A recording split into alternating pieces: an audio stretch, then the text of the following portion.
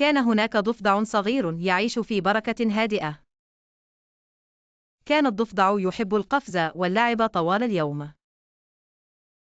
وفي يوم من الأيام، رأى ثعبانا كبيرا يقترب. شعر الضفدع بالخوف وبدأ بالهروب. كان الثعبان بطيئا ولكنه مصمم على الاقتراب. قرر الضفدع استعمال ذكائه للهروب من الثعبان. قفز على ورقة زنبق وجعلها تعبر البركة. كان الثعبان يحاول السباحة خلفه، لكن الضفدع كان سريعا وذكيا في التوجيه. وصل الضفدع إلى الضفة الأخرى بأمان.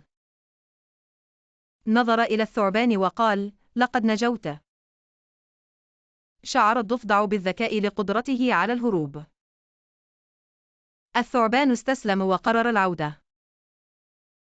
تعلم الضفدع درسا عن الشجاعة والذكاء. عاد للعب في البركة بسعادة وأمان.